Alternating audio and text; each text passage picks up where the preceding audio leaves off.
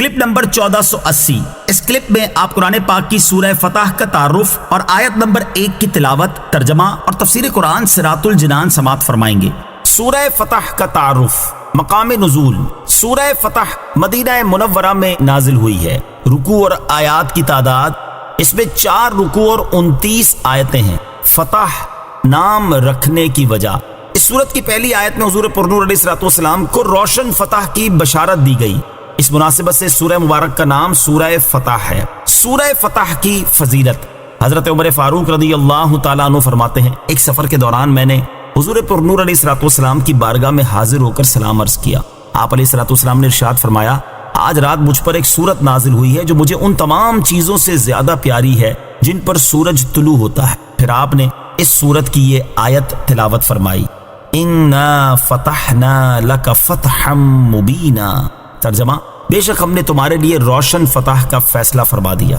سورہ فتح کے مضامین: اس سورت کا مرکزی مضمون یہ ہے کہ اس میں صلح حدیبیہ کا واقعہ بیان کیا گیا ہے اور مسلمانوں کو یہ بشارت دی گئی ہے کہ یہ صلح مکہ مکرمہ کی فتح کا پیش خیمہ ہے اور اب مسلمانوں کو کفار پر مکمل غلبہ حاصل ہونے کا وقت قریب ہے، اور اس سورت میں یہ چیزیں بیان کی گئی ہیں۔ نمبر 1، اس سورت کی ابتدا میں فتح مکہ کی بشارت دی گئی اور یہ بتایا گیا کہ اس مہم سے مسلمانوں کو عظیم کامیابی اور جنت حاصل ہوگی، اور یہ مہم ان منافقوں کے لیے اللہ تعالیٰ کے غضب اور اس کی لعنت کا سبب بنی جنہوں نے حضور پرنور علیہ السلام کے بارے میں یہ بدگمانی کی کہ وہ مسلمانوں کو موت کے منہ میں لے جا رہے ہیں، اور اب ان میں سے کوئی بھی زندہ بچ کر واپس نہیں آئے گا۔ نمبر 2، حضور اکرم علیہ السلام کے اوصاف بیان کیے گئے کہ اللہ تعالیٰ نے آپ کو حاضر و ناظر، خوشخبری دینے والا اور ڈر سنانے والا بنا کر بھیجا ہے تاکہ لوگ اللہ تعالیٰ پر اور حضور پرنور علیہ السلام پر ایمان لائیں اور نبی کریم علیہ السلام کی تعظیم و توقیر کریں۔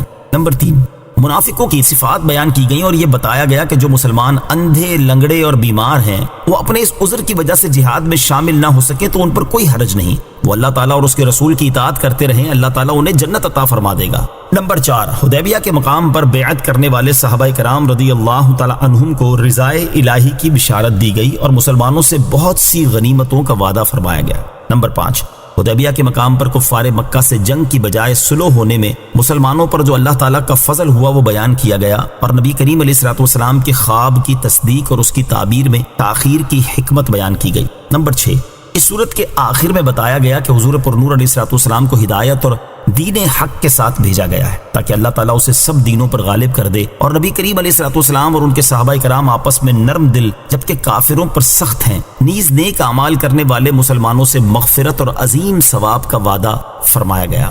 سورہ محمد کے ساتھ مناسبت: سورہ فتح کی اپنے سے ماقبل سورت سورہ محمد کے ساتھ ایک مناسبت یہ ہے کہ سورہ محمد میں جہاد کی کیفیت بتائی گئی کہ جب کفار سے مارکہ آرائی ہو تو انہیں قتل کیا جائے اور جو قتل ہونے سے بچ جائیں انہیں قید کر لیا جائے، اور سورہ فتح میں اس کیفیت کا نتیجہ اور ثمرہ بیان کیا گیا کہ اس طرح کرنے سے مدد اور فتح حاصل ہوگی۔ دوسری مناسبت یہ ہے کہ دونوں صورتوں میں مسلمانوں، مشرکوں اور منافقوں کی صفات بیان کی گئی ہیں۔ بسم اللہ الرحمن الرحیم۔ ترجمہ: اللہ کے نام سے شروع جو نہایت مہربان رحمت والا ہے۔ اِنَّا فَتَحْنَا لَكَ فَتْحًا مُبِينًا۔ ترجمہ: بے شک ہم نے تمہارے لیے روشن فتح کا فیصلہ فرما دیا۔